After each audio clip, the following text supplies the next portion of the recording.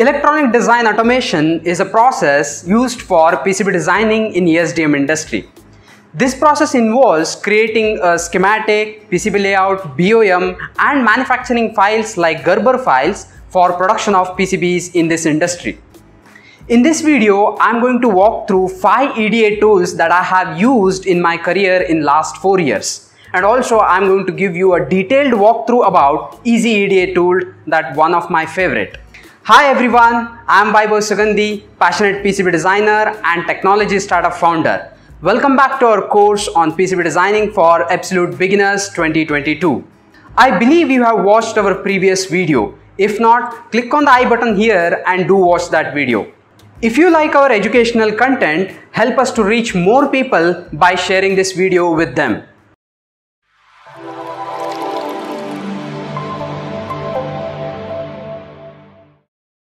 Let us start with talking about 5 EDA tools that I have been using in my career from 4 years. First of all, Proteus. Proteus V7 is the first software that I have started with my PCB designing journey. In fact, it was one of the best software that was available on that time when I started with PCB designing in 2016. First of all, it was not open source, but in our college we have got a license for accessing the Proteus software. And we tried learning the software and we literally understood how exactly PCBs are designed by this particular software. Basically, Proteus is a licensed version and also suitable for medium scale of PCB designing and also for production level activity. Second tool that I have used in my career is Autodesk Eagle. It was open source software on that time when I started with PCB designing in 2016-17, but nowadays it is a licensed version. Now it is not available for open access. However, you have to pay a price for getting the license done. Now, what important thing is, Eagle is very standard for European continent and suitable for most of the industries. In fact, one of our favorite Arduino Uno development board is designed in Eagle software. Third important software that I have came across is Allegro OrCAD. It was one of the complicated and very high-end industrial grade software that I have ever seen. In fact, it was a part of our curriculum in my engineering curricula, so I have learned this particular software in a basic level. However, the license cost of this particular software is more than 6 lakh rupees per year, which is not suitable for the beginners to start with. But one thing is very sure, this software is having abundant opportunities and so many options to go ahead with in design, development and manufacturing, even with analysis of PCBs in a larger quantities. Fourth important software that I have came across is Altium Designer. This is one of the best software and very suitable for beginners as well as for higher end design engineers. In fact, this is very quick, easy for learners as well as it is suitable for high-end computation. In fact, the power integrity analysis and signal integrity analysis can be done in this particular software after designing your PCBs. This software is again European continent software where it is suitable for European clients as well as suitable for the designs in EU standards. It is not necessary that you have to design this particular EU standard schematic and layout in this software. It is open for any kind of libraries that you are importing in, but it depends on you how you are going to use this software for design activity. But trust me, Altium Designer is again licensed version, but it is one of the best software I have came across. Last but not the least, the fifth one is all about Easy EDA.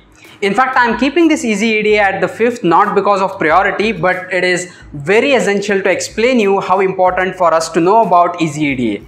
In fact, Easy EDA is open source as well as it has most of the features from Altium Designer. In fact, you can import and export the files from Altium to Easy EDA and Easy EDA to Altium. That is one of the best thing that we can ever do with respect to lower end softwares. Easy EDA is an open source, easy to learn and very quick adoptable software that is available in market nowadays.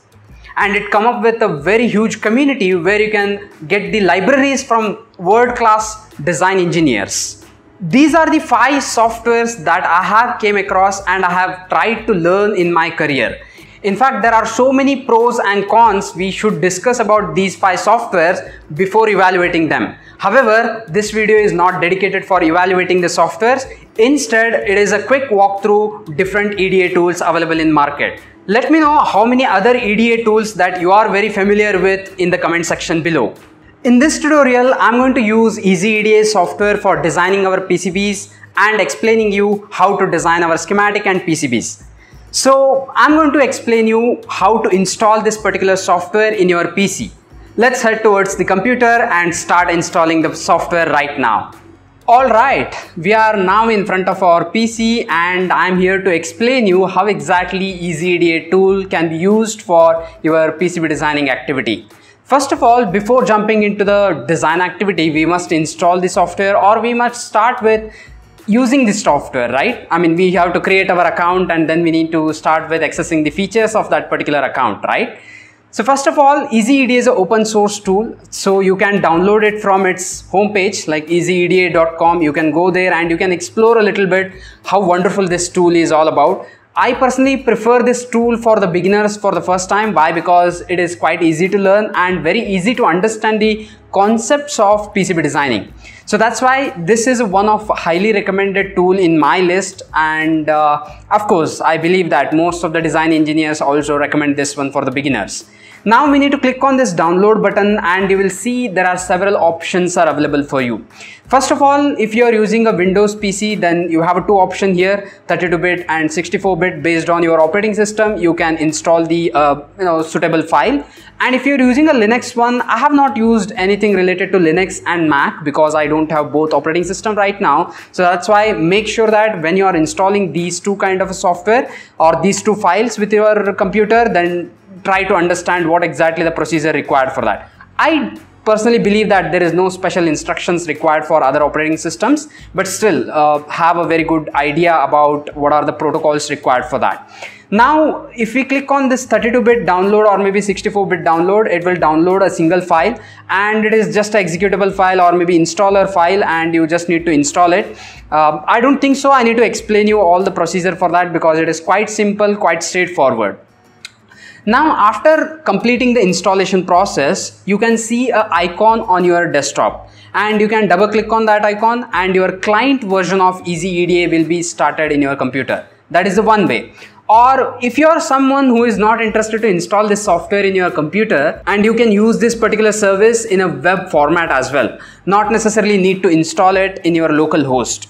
So what we can do is we can go to easyeda.com/editor specific web link, where you will see that exactly how a client version is there, exactly similar version is visible to you right now. In fact, I believe that the client version that we are installing is going to fetch the data from the web format of this particular website only. I believe so, because the server are same and everything is shared in a single platform all together. So in this particular window, you can see that there is an option for login and register. Always remember, before jumping into designing any circuit or anything, make sure that you register your account in EasyEDA. If you already registered because of other tutorials or maybe other ways of searching this particular EasyEDA protocol and all, EasyEDA process and all, then no worries, you can just log into that particular account and go ahead. If you are doing it for the first time, if you are logging into this particular software for the first time, then make sure that you register yourself. And again, when you click on the register option, a new window will pop up if you are in an editor mode. But if you are in a client mode or maybe a client version of your software, then obviously a small pop-up will come in front of you where the same options are given to you. Either you can create your account indigenously, like you can give your username, email ID and password and all those things. Otherwise, you can use a Google login as well. In fact, I use Google sign-in directly because I don't want to remember the passwords and all those things too much. But again, it's your choice. Both are secure. I personally believe that both information are secured, and you need not to worry about it too much actually. So once you are done with creating an account, then you can go back to our window, and here you can click on login and create your account and log into that particular account. Okay, so this is the first step which you have to complete while you are using this software. Before doing this one, whatever the circuit you are going to do will not be available for you to access in the next time. So make sure that you create an account and you put that account in active mode so that you can save your all the files. Now you can see here my client version of this EasyEDA tool is available in front of you, where I have one small example to showcase to you, and I'm going to explain you the features of this entire software right now. I'm not going to dive deep into designing a schematic and layout in this particular tutorial. It's just an introductory tutorial and showcasing you how to install a software for the first time. So once you complete with the login process, you can see your account here and you can do a little bit editing with your profile setup and all those things, but that's not a matter of priority right now. And once you are entering into this particular mode, whether it is a desktop mode or whether it is online editor, it doesn't make any difference. Both are looking very similar. Not similar, in fact, they are exactly same.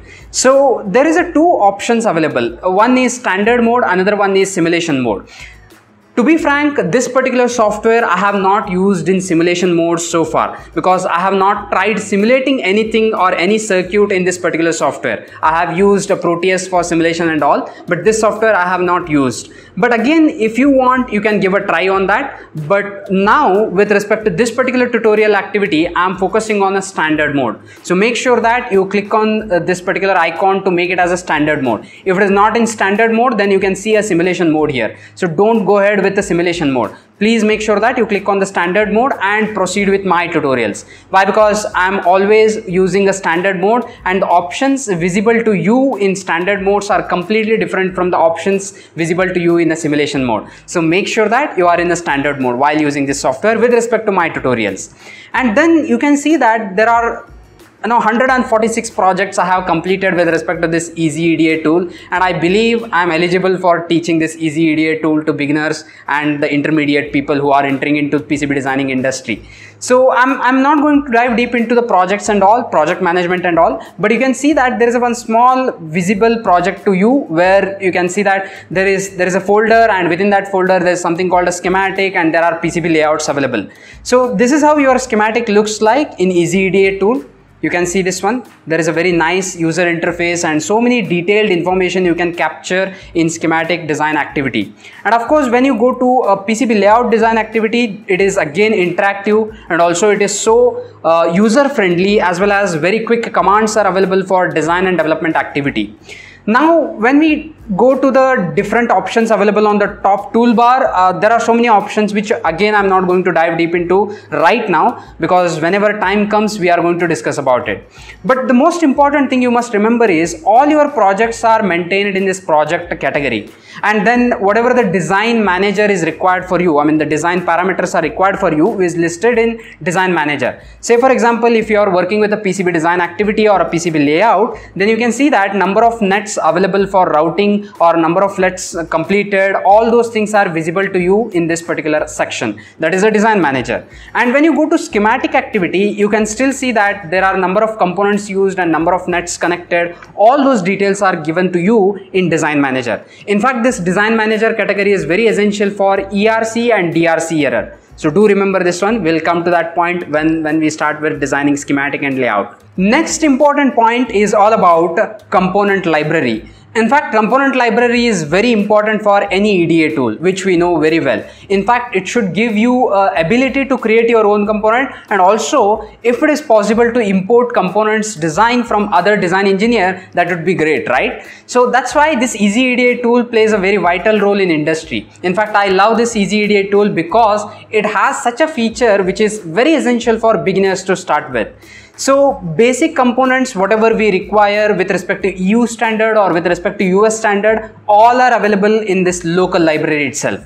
Okay, so if you're using any component that is suitable for you in the beginner level of schematic activity and PCB layout activity, you can select those components in this local library. Of course, before selecting, you must understand the footprint, and you must select the proper footprint that you want with respect to your design activity, which we are going to learn in the coming part of the tutorial. But right now, do remember this is a local library. But say for example, in most of the cases, we are going to design a circuit which is complex and which is in need of different components which are not available in the local library. On that time, you can go for the global library. This global library is an access of a database where designers like me are creating a lot of library files for everyone to access. By default, it is available for everyone. It is not necessary that we need to give access to anybody or we need to send some file for you to import or something. You can literally access my library files sitting in your home with your computer. So this library, whatever available with us, which is a global library, is a very wonderful added value for the beginners to start with PCB designing. In fact, you can see that there are symbols available and there are footprints available. Whatever the part number you are searching here, you must make sure that that part number is the right one. And with that right part number, I personally believe 95% of your component are available in global library. In fact, you will get a lot of option. Which one to choose is going to be a dilemma for you. When it comes to very special components which are falling in that 5% category, of course, you should have an ability to create your own component, right? Or you should have an ability to create your own library. That is also possible in this particular tool. That's why this EasyEDA tool is very essential for beginners to learn and also very easy for understanding at the basic level. These are the various features available in EasyEDA tool, and I believe these features are sufficient enough for any kind of a designer. In fact, if you look into the schematic design activity, there are various tools available for you to complete your schematic activity. In fact, I have designed a multi-sheet hierarchical design circuit in this particular software. So this software is suitable for industrial grade, but not suitable for power analysis or power integrity analysis or maybe signal integrity analysis and all those things. But I'm very sure this is suitable for the circuit that is very confirm for you to work with, or maybe the prototyping activity and all. So when you go to PCB designing activity, I personally feel that we can design up to 34 layer PCB in this particular software. I have seen that actually, but again, we have not done that because we never came across such kind of a requirement. But I have tried designing a 4-layer PCB in this software, and I am very happy for the kind of interface and the kind of features available in this particular tool. So overall, my feedback with respect to this EasyEDA tool is best suitable for the beginners. And I hope you are a beginner and you are watching this tutorial for the first time and you are trying out how to design PCBs by using EasyEDA tool for the first time. I hope you are going to create an EasyEDA account before starting with our next tutorial. If you face any difficulties or if you get any questions to be answered, please comment below in this video so that I will try to answer your question as soon as possible. For such informative tutorials, consider subscribing to our channel Linked Frequency. Tune yourself to make a difference.